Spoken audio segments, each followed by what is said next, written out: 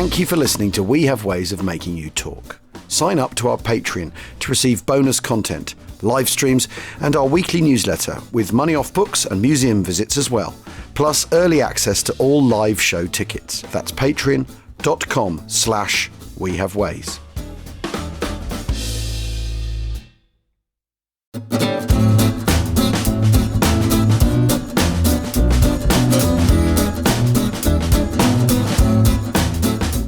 Attenzione, grazie mille, prego, and welcome to We Have Ways. God, you can tell you've been doing Duolingo as well. I've not, no. This is my natural talent for the Italian language, Jim. All unforced errors. Welcome to We Have Ways of Making You Talk, the Second World War podcast for all your Second World War needs, with me, Al Murray, and James Holland, of course. And today what we thought we'd do, now that our Arnhem series is over. Temporarily over, because there's some ground still to more people. Yeah, there's a little more to come. And what we thought we would do is, well, we talked about my book, Arnhem, Black Tuesday, the other day. And what we thought we'd do is talk about your new book, Jim, Cassino 44. Cassino, 5 months of hell. Which is out on, when's publication date? It's today. It's today. Thursday, the 26th of September. Yeah. Well, there we are. What are you waiting for? Right, we can stop this podcast now. There we go. We've done the public service Come on, announcement. everyone, get to Waterstones. Get to Waterstones or your little indie bookshop, wherever. And it's out today. And I'm very fortunate in that I've read this because I have to read it. Well, it's also dedicated to you, to be fair. Well, I know. I'd be a little bit insulted if you didn't. Yes, but it's, Jim, and thank you. It's very sweet of you to do that. And always, there is something really amazing about someone dedicating a book to you. You sort of think, who, me? It's a wonderful thing. What have I done to deserve this? Yeah, exactly. But basically, I have to read this. It's not like, when a friend has a book out and you go, yeah, it's really good, because I do the audiobook. Yeah, I particularly love that bit that I read briefly in 2 seconds before I saw you this evening. Exactly. Oh, yes, the introduction, very interesting. But no, because it is my honour and privilege to do your audiobooks. And so... Yes, for which huge thanks. I get the sneak preview, as it were, but also get that thing of having to read it. It's not like sometimes when you got a book and you think, turn the page, I'll move on. I've had to read every word of this out loud. I absolutely loved it. And I think we've talked about this a little bit before, about how since Brothers in Arms, you've sort of shifted your source technique, your witness technique to diaries and letters, kind of moved away from I remember this and I remember that, moved away from the recollection and the memoir, and onto this, let's face it, near as damn it primary source, which is people's diaries and people's letters and all that sort of stuff.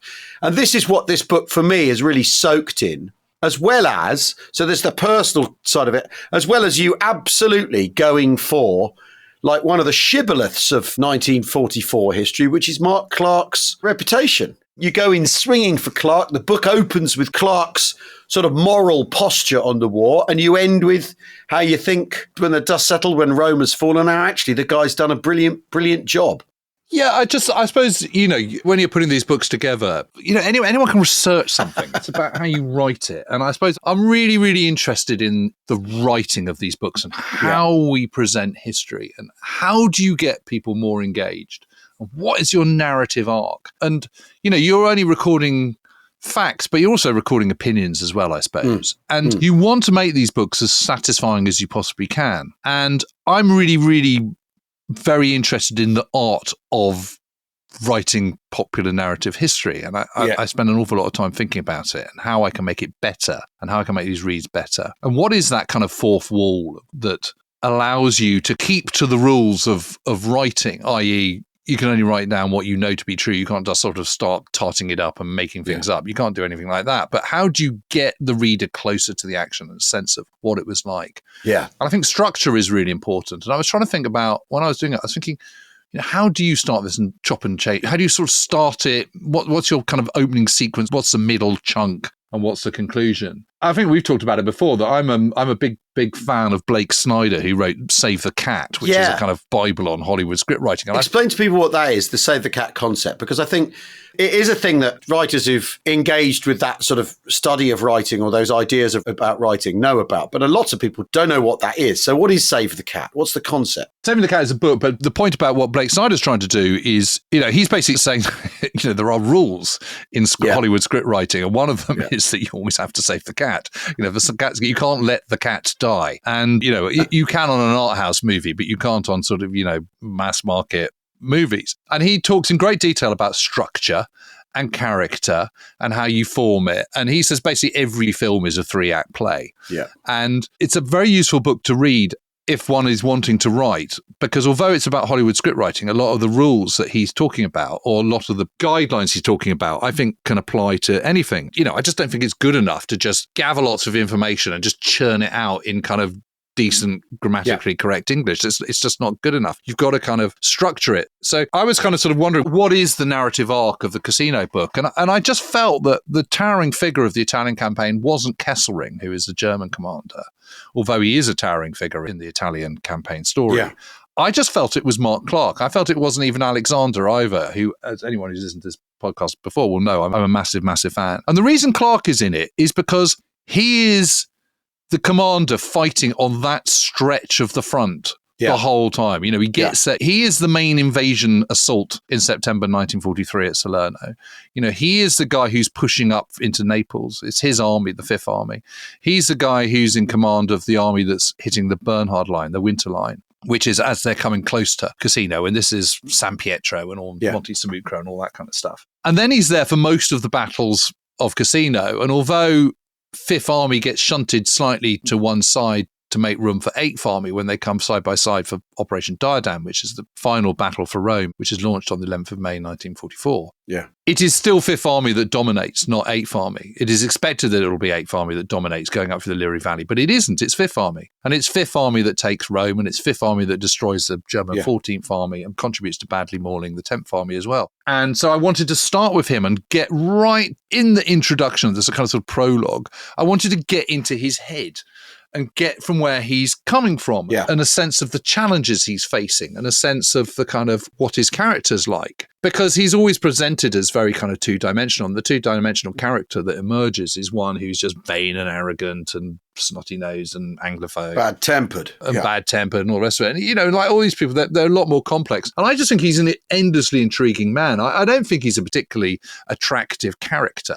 But that doesn't mean to say he hasn't got good parts to him or anything like that. Yeah. But I think where he is really good is cutting through the bullshit. And actually, he's unfortunate in that he's served by some fairly mediocre subordinates. Yes, it's pretty patchy, isn't it? The people he has beneath him. It's a bit patchy. And he can't do anything about it because it's a secondary theatre. Yeah. And from the American point of view, these guys are still doing it for the first time. And then there's, in the case of someone like John Lucas, John Lucas has all the right ticks in the CV, but then when it comes to it, Anzio isn't the kind of thrusting character that's required. And there's no question that he's the wrong man for that particular job. But it's out of Clark's hands. There's no one else who could do that job when the Anzio operation is launched in January 1944. Well, because the American army was so small before the war, and it's a tiny cadre of people who've ended up where they've ended up. I mean, Clark himself is part of that tiny cadre. And I mean, I think one of the things that you can say about his character, and it's not judgmental to say this, he's very ambitious. He's an ambitious man. He's an ambitious soldier. And he sees the war as his moment to express that ambition and grasp the moment. Ain't nothing wrong with that. You want ambitious generals. It can be very interesting that can be seen as a character flaw in commanding officers, that they're ambitious. Well, is Richard Branson not ambitious? Is James Dyson not ambitious? I mean, successful people are ambitious. Before we go any further, I mean, one of the things about this book, it's not part 2 of Savage Storm, is it? Because you were going to try and write a single volume campaign history, weren't you, that got you to Rome from Salerno, weren't you, originally? That was originally the plan. I don't know what I was thinking, frankly. God knows what you were thinking. I mean, that would have stopped discarding Sabo round, that volume, if you'd published it. I mean, how enormous would that book have been? There'd have been a paper shortage. It might almost have been as big as one of Peter's books. And exactly, that's what I'm saying. So when you decided to you weren't deciding to start again, but you had the opportunity to punctuate the story in a way that had you written the single volume, you wouldn't have gone about that. You'd have had to completely think again, actually, about would Clark have been at the start of the single volume, the Salerno and Cassino book? Because it's been an emerging view of yours, hasn't it? Since you wrote Savage Storm, hasn't it? That Clark as a person was really coming into view for you. You know, the strictures he's under, the difficulties he faces, the challenges that not only the enemy are offering him, but unenviable situation he's in. The fact he's running a coalition army, so there's political appointments beneath him, which is the other huge problem. You know, that's a problem that no one ever quite resolves during the Second World War, is that when you've got political appointments underneath you, you can't really... It's worse for the Germans, though, to be fair. Oh, yeah. Well, and again, and we come back to the point I think we've made before, that for all the sort of allies at war stuff, no one on the Allied side is expected to kill themselves if things don't work out, right? No one is being handed the regimental pistol. Go on, Lucas, do the decent thing. Exactly, being sent cyanide. That is not happening. So, or pull out your intestines. Exactly. So for all the like looking for drama on the Allied side and disagreement and tension, there is some, but it's professional disagreement and tension. And it's professional letdowns and it's professional shortcomings. It's not like, well, in that case, the Führer knows what you need to do. Off you go. There's none of that. Yeah, no, there isn't. They're also not, on the other level, fighting like rats in a sack for promotion, stitching each other up. The Allied sharp elbows are nothing like Nazi sharp elbows. No, absolutely nothing like. The thing is with Clark is that when I was doing the 1943 stuff in Savage Storm, I was really, really impressed by his performance at Salerno. Yeah. There's been a bit of criticism about him there and that, he was thinking of pulling back off the beaches and stuff. But to be fair, it was a really, really desperate situation. Yeah. Out of all proportion to any other amphibious landing that the Allies do in the European theatre. Yeah. With the exception of Dieppe, obviously. But, a major operation. I mean, Sicily goes swimmingly well. North Africa goes swimmingly well. D-Day goes swimmingly well, all things considered. Yeah. And yet they were really, really up against it at Salerno. Yeah. It seemed that way. In fact, the Germans had made this catastrophic mistake by going into this little V between two rivers, which they couldn't get out of. Yeah. But, it didn't seem like that if you were on the other side at the time. No, because it never does. Because it never does. And actually, I found it really hard when I was doing Salerno to find any criticism about Clark whatsoever. So I couldn't really understand what the fuss was. And, it seemed to me like a very sensible idea to have a plan B in case it did all go pear-shaped. I mean, you want to be ready for this. If he'd sacrificed the whole landing force on Salerno and it all gone terribly wrong, then he really would have been up for it. And then the subsequent campaign, he did pretty well. I mean, they get all their objectives with the exception of Rome. And to actually get through the Bernhardt line by Christmas, I thought was actually pretty decent effort when it comes on the back of crossing the Volturno and all the rest of it. Yeah. So I thought that was quite interesting. But I was aware there were going to be some sort of bigger challenges in his reputation to deal with, one of which was the crossing of the Rapido by the 36th Texan Division. And then what happens at Anzio. And then, of course, what happens with the destruction of the monastery and the battles of what we now call the second and third battles of Cassino. So the destruction of the monastery goes into the second battle and the destruction of Cassino town is the third battle in March 1944.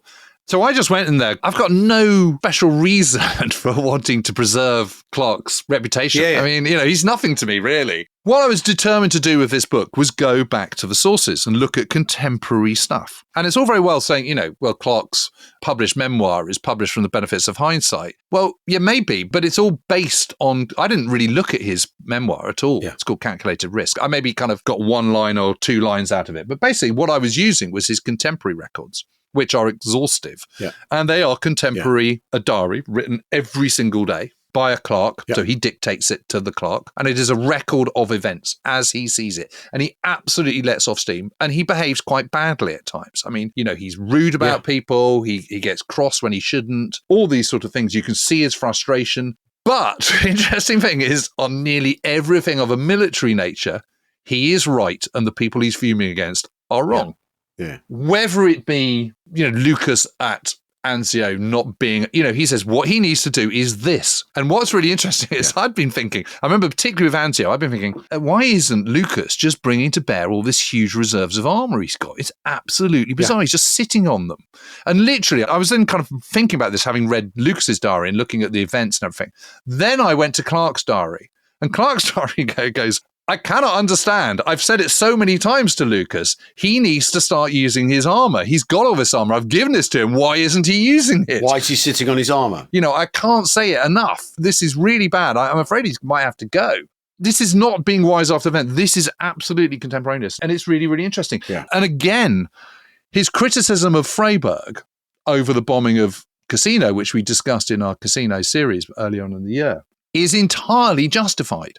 He is saying, this guy's an absolute shit for brains. If it was me, I wouldn't let him be in the circumstances that he wants to do it. I think his battle plan is really, really bad. I'll just get rid of him. But Alexander has told me that I can't, and I've just got to suck it up. And he said, this guy is absolutely objectionable. Yeah. He might be as brave as a lion, and he might have a VC to his name, and I'm sure he's a jolly decent chap, but he's shit at what he's doing at the moment. It's basically the long and short of it. And it's actually not that far off from verbatim what I've just said. And of course, he's absolutely bang on. And then when it comes to the Battle of Cassino Town, the third battle in March 1944, what he says is, right, what you need to do, we've prepared this road, the Cavendish Road, around the back to get tanks up there. This has to happen concurrently with a sweeping, enveloping assault on Cassino Town. You want to attack from the north, but you also want to use 78th Division and attack both sides. And the only way to do this after this bombing, I'm not massively in favour of the bombing, but I think the bombing's okay as long as you make the most of it. Yeah. Towns were pretty bashed about anyway. Go in, but you have to send overwhelming forces in. And Freyberg doesn't. Yeah. And he's absolutely just incensed. And had he been American, he would have been sacked. Well, he'd have already been sacked before that battle happens, but he'd have definitely been sacked then. But his hands are tied. Now, that is not Clark's fault. Where he has complete control is over the control of Fifth Army by the time it comes to Diadem, which by this stage still includes 2 British divisions, but also includes the French Expeditionary Corps. And he has total control over that. And it goes brilliantly well. And, he just talked ad infinitum about his decision on turning up into the Alban Hills. Now, that is a punt, and he is lucky there because the Texans do find this gap in Monte Artemisia and the Alban Hills that enables them to kind of, burst through and unlock the whole position. That is a stroke of luck, but I still think his decision-making process is the right one. So he is the towering figure, and it's just been fascinating to kind of go into this in some detail. And I think the truth of the matter is I think, previous historians of this subject haven't gone into the detail that I've gone into. They just haven't, and that's not really criticism. It's just... Well, no, but do you think some of this reputational stuff is because along the way he made enemies? Point of comparison, Monty, right? If he thought you were useless, he'd fire you. If you didn't fit in, he'd fire you. He went round saying that his way was the way to do things and all that sort of stuff, and then would rub up bad at the political side of it and all. Do you think that's, in the end, why his reputational sort of quagmire that has sat around him is because of that kind of character stuff? Because he was rude to people. He was forceful in the way he expressed himself, and also understood the publicity side of things, and that photo opportunities are really important, and generals need to be visible, and Allied commanders particularly need to be really, really visible. Do you think that's part of how you end up with a congressional inquiry into the crossing of the Rapido after the war, which is an attempt to destroy Clark's reputation that fails, of course? Do you think that's part of it? Or do you think it's post-war, he's not good at managing his reputation, and by then the truth hasn't got its boots on? The lies halfway around the world. I think it's more the kind of black mark on the Italian campaign. And I think I think it's the destruction of the monastery. I think it's the perceived slaughter of the Texans, although as the records show, when you look at them in great detail, the Texans weren't slaughtered. They were mainly captured, which is not the same thing at all. I mean, obviously they suffered losses and stuff, but this whole idea of kind of the Rapido kind of running red with blood and stuff, A, it was night and no one could see, and B, that's just nonsense, because, as we proved, the average killed in action was 23 per battalion, which is not, every life is significant, but in terms of losses in the Italian campaign, the Rapido is not as bad what's happening as to the other side. Quite. So you have that, you have the stain of the huge scales of destruction, you've got the destruction of the monastery, you've got the perceived kind of, shortcomings of Anzio, and then you've got the kind of the brouhaha over what happened in the fall of Rome, and this rumour that came out that Clark had said that any British soldier he saw in Rome would be shot and all this kind of stuff. It's all absolute nonsense. Which is twaddle. It's all twaddle. Yeah. And what one has to understand is that the Italian campaign as a whole gets a black mark for being this secondary theatre that didn't fulfil its aims quite as much as had been hoped, and it was the kind of D-Day Dodgers label and all the rest of it. And a lot of the people that were writing the narrative histories of the Italian campaign in the 50s, 60s and onwards were people who had been junior officers at the time. Yeah. And they're pouring their frustration, anger, disappointments onto a figure who is the number one army general in the campaign, which is Clark. Yeah. Alexander is this higher figure who sort of is urbane and smooth and untouchable because he's who he is. Clark is an easy bogeyman because of his abrasiveness and because of his obvious ambition, which sticks in the gullet of a lot of kind of British historians. And I think that is the reason. And if you need any more proof about what a blackguard he is, the Texans try and set up a congressional hearing against him. So it's very easy to kind of sort of build a case against him. But what I've tried to do with this one is just go, okay, just forget the noise about all this. Just park all that, park his ambition. Let's just look at actually how this plays out, what he's saying at the time, what other people are doing. And it becomes absolutely crystal clear that the moment you kind of move away from the accepted narrative of the Rapido crossing, for example. The standard narrative, which has just been repeated over and over and over again. What you realise is that the shortcomings are coming from Fred Walker more than anybody else. Yeah. Not Clark. The fact that he's so paranoid about it way before he's even been given the command of crossing the Rapido. The fact that he said, everyone knows you can never do, no river crossing against a strong defences is successful. I mean, that's just absolute nonsense. I mean, that's as nonsense as saying that people are eating pet cats and dogs. I mean, it's just absolute idiocy. I mean, it's his performance anxiety playing into the history, isn't it? All of that. Yeah. All of that. Then when you look at what he's got, Fred Walker's got, and you think about, he's got a combination of 350 tanks and tank destroyers, i.e. anti-tank guns on a tank chassis. And he's got 100 quads, these 50 caliber machine guns. Which is an incredibly effective anti-personnel Incredibly effective. And he's not using any of them. And then you think, well, hang on a minute. The Americans managed to get across the River Wall in daylight, suppressing fire support from tanks and anti-tank guns and machine guns as support to get them across. You think, what's the problem? In daylight.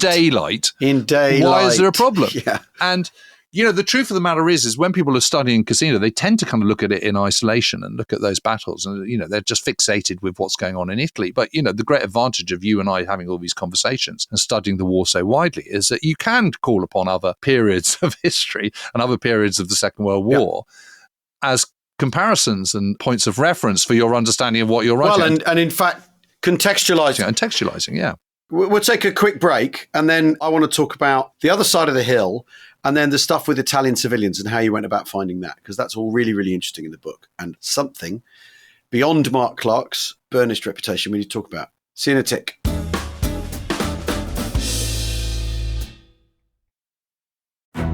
Hey, it's Anthony Scaramucci from the Rest is Politics US. Caddy K and I want to remind you that our mini-series on how Trump won the White House is out right now. Yeah, we're taking you behind the scenes into one of the wildest presidential campaigns to see just how Donald Trump went from being a famous reality TV star and real estate developer in New York City to being president of the United States in just 18 short months. I was there with him the whole time, including on election night when even Trump himself didn't think he was going to win. We're on the campaign trail, accusations of Russian collusion, the introduction of Steve Bannon, Hillary saying Trump supporters can fit in the basket of deplorables, and then the October surprises, the Access Hollywood tape, and the FBI announcement on Hillary's emails. There's so many ups and downs, and we're discussing them all. So, to give you a little flavor of the series, we've left a clip from this mini-series at the end of this episode for you to enjoy.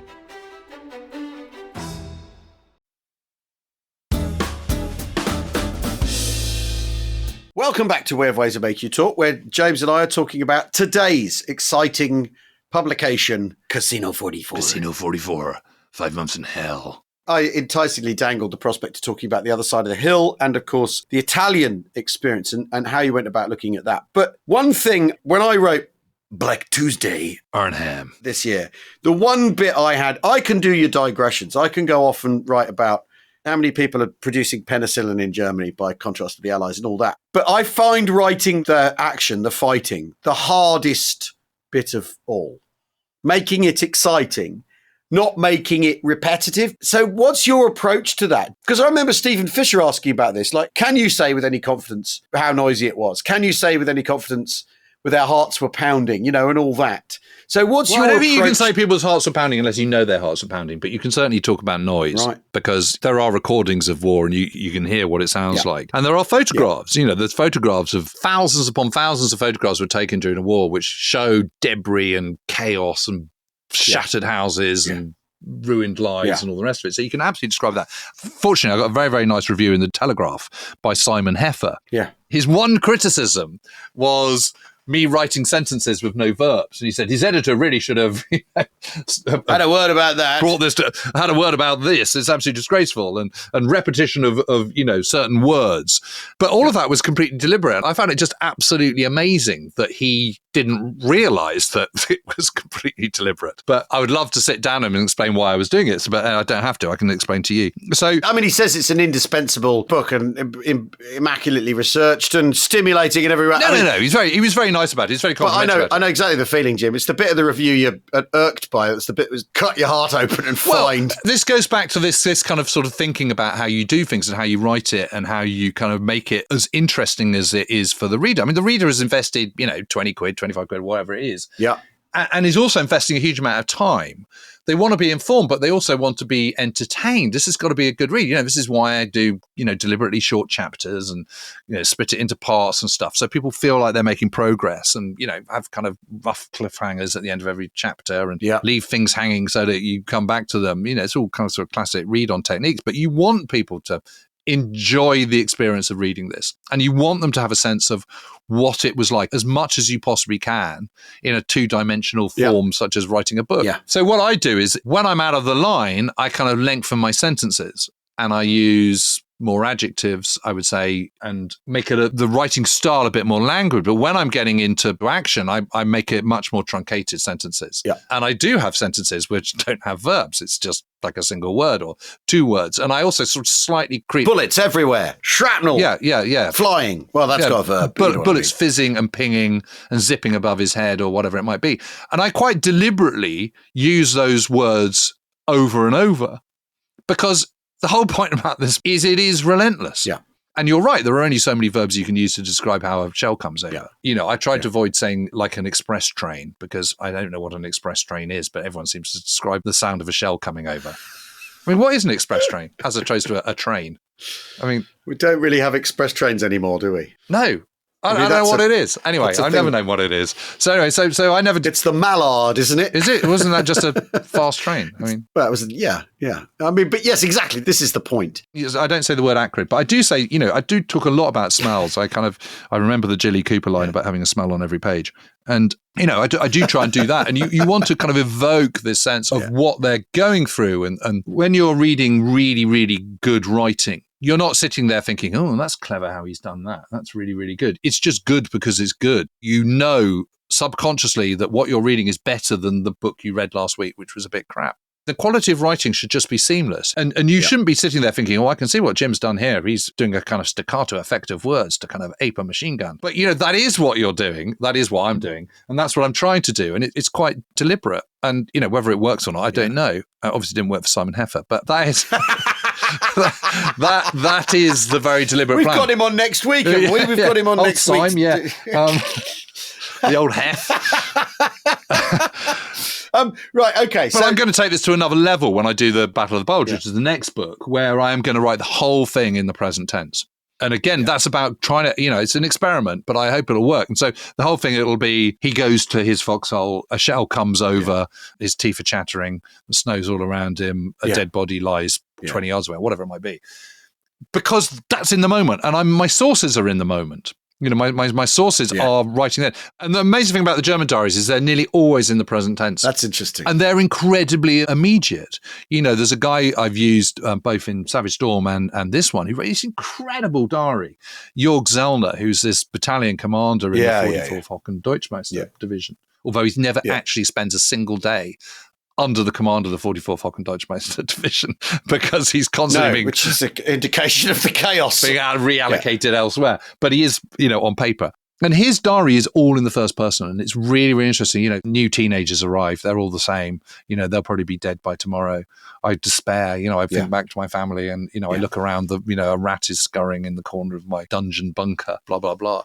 But you're there. You're in the moment. And so I think that's worth a punt. Yeah. And, I couldn't do it with this book, but that's where I'm trying to get to. You want to get to the kind of, it's in the moment. And a big part of Cassino is that I would say 85% of it is drawn from contemporary sources. There's lots and lots of reference books in there, but the main bulk of the book is drawn on contemporary sources, not ones that have been written after the event.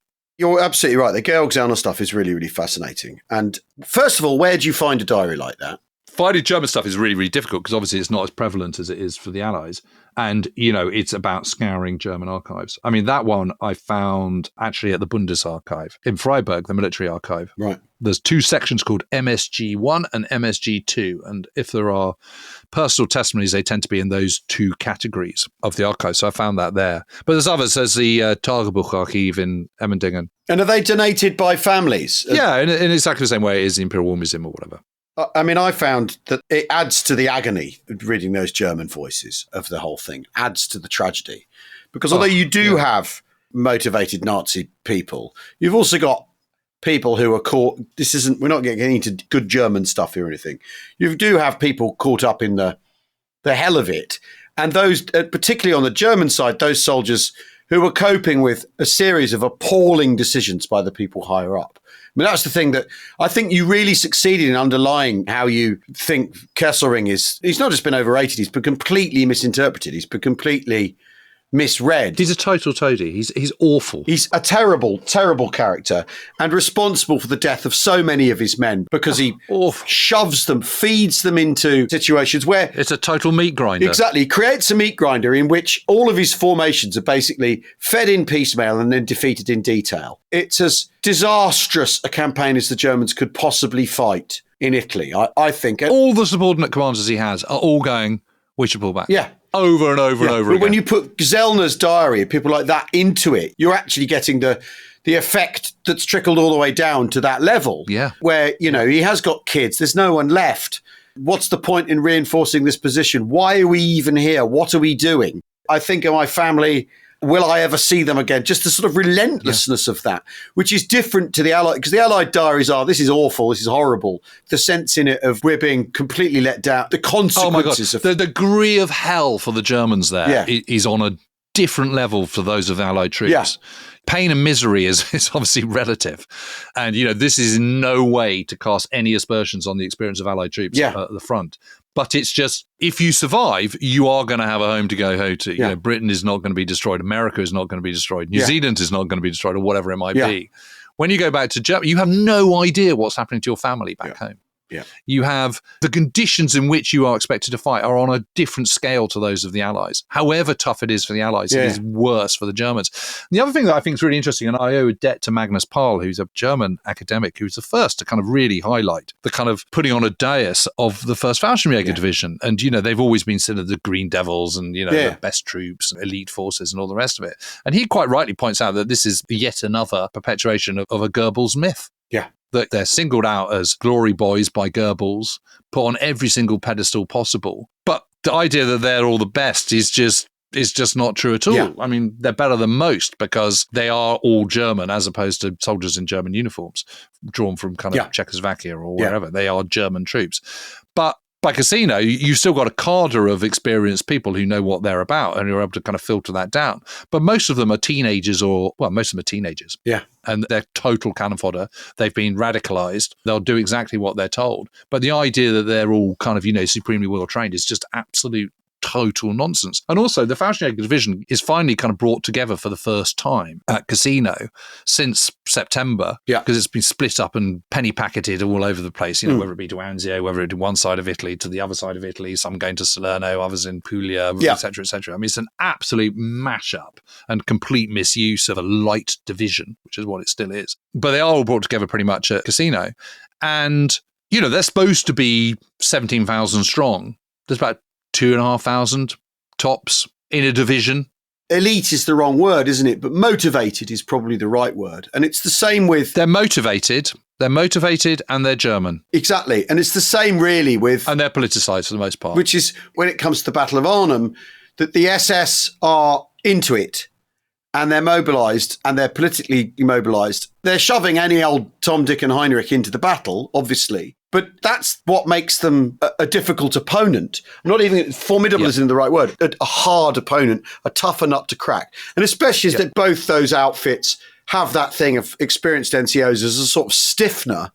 And then the kids are told what to do. And that's how they're running it. Yeah. It means they're they've got this spine of organization, this spine of motivation, this spine of will is the truth. And they've bought into the idea that there's no question of that. Yeah. There's no question of that. And there's no question that there are some officers and NCOs who are very experienced, who've been on the Eastern Front, some even been in kind of France and Norway at the beginning of the year, beginning of the war, and Crete and so on. They absolutely are there. Yeah. They are the skeleton, the spine, the backbone that is keeping the whole show on the road.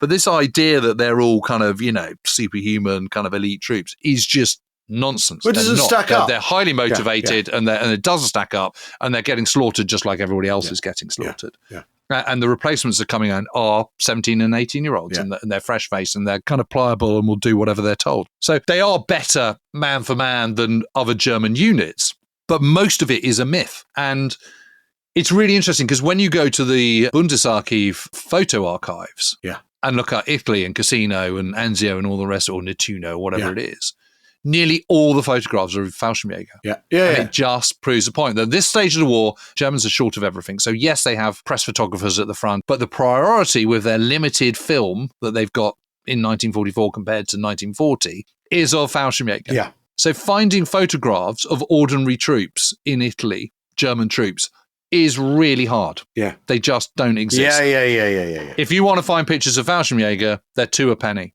And what that does is when you're then writing your book and you think, God, I've got to put some pictures of some Germans in, nearly all the pictures you're putting in are Fallschirmjäger, which then just perpetuates the myth that it's all about the Fallschirmjäger. It absolutely isn't. You know, they are a fraction of the total forces there. Yeah. They really, really are. Yeah. And yet the Goebbels propaganda, which was quite deliberately put forward during the war, continues to this day in exactly the same way the adaptation of Weimar or whatever. But that's like the Michael Wittmann propaganda is stuck, Of course, it's exactly the same. It's just got stuck. Come from the same place, and it's why people think Normandy's crawling with tiger tanks and that Normandy was a disaster. Right, but it's really important as historians when you get time and time again, people say, oh, not another book about D-Day, oh, not another book about Arnhem, not another book about Cassino. Hasn't it all been done to death? And it's just, no, it absolutely hasn't. And these huge campaigns, these huge moments in the Second World War are totally ripe for reappraisal. Yeah. Also, I've just completely moved on, I think, from the traditional oral history view of the war. I mean, I did a lot of it. I've interviewed a lot of veterans. They're all very interesting and of huge historical value, of course. Yeah. But for me now, it's all about the contemporaneous view. Yeah. That's what it's about. Yeah. And reading these diaries and these letters, you get so involved in these guys' lives. You're so there with them, following their experiences. Yeah. And you're absolutely just praying that they're all going to be okay. And of course, you know that some of them aren't and some of them don't make it through. Yeah. And seeing this person, this character, his foibles, his hates, his dislikes, his suspicions, his things that he finds funny, you're seeing all these things which make them so real, and then find the moment that life is just gone, violently ripped away in a single shell or a moment of extreme violence is really shocking. And I really wanted to kind of sort of convey that. Well, you succeeded entirely. And in fact, there were moments when I was reading the audiobook where someone would buy it and you'd think, what? God, no. I mean, I've been reading his diary. I mean, his head. This can't happen. Exactly that. And I always try to do it really quickly. Yeah. So that you don't want to do this sort of big build up or anything like this. You don't want to signal that it's coming. No. It just wants to happen. And, 1 minute he's there and the next minute he isn't, because that's how it happened. He didn't know. Yeah, no foreshadowing. Well, look, Cassino 44 is out now. I thoroughly recommend it too. If you have a long drive, you could always opt for the audiobook. Well, thank you. Beautifully read, beautifully read. Thanks, everybody, for listening. We will have been to Arnhem. Obviously, there's a lot of Market Garden stuff. And then there's so much more to come. Thanks very much for listening, everybody. If you want to become officer class, go to our Apple channel, where everything's curated into subject matter, which may help you negotiate. I met someone last night, Jim.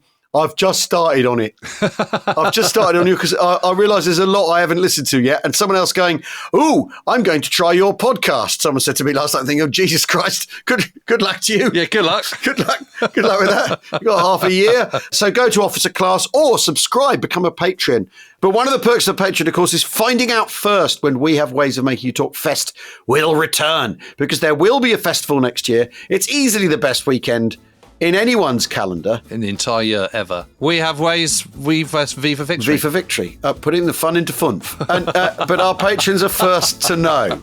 We will see you down the track. Thanks very much for listening, and cheerio. Cheerio.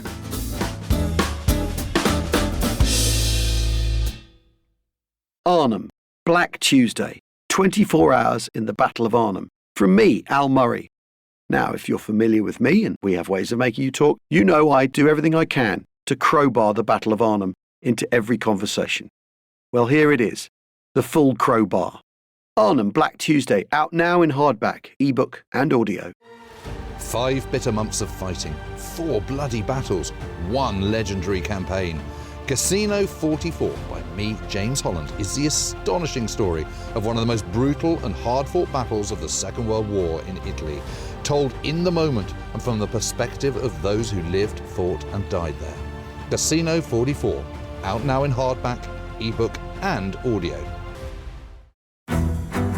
Hi there, Catty here from The Rest is Politics US. Here's the clip I mentioned earlier from our series on how Trump won the White House. We're mapping her. Okay, where are we going today? Well, we're going to Wisconsin. We're going to be in Michigan. We're going to fly to New Hampshire. Then we're going back to LaGuardia. And he really would do that many stops in one day. 100%. He would do 3 rallies in one day. I could show you the grid. Okay, and then where's she going? No place. Nowhere. Where's she going? Is she going to Wisconsin? No. Is she going to Pennsylvania? No. Why are they doing this? What are they doing? So it was either a health issue for her. It was either complacency and cockiness on the campaign. It was either they really believed the blue wall, or maybe she thought she was Joe Biden. Maybe she thought she had Joe Biden's blue-collar presence in those areas. But after the deplorable speech, the fact that she's not moving around the country to repair that, we found astonishing on our side. To hear the full series, just search The Rest is Politics US wherever you get your podcasts.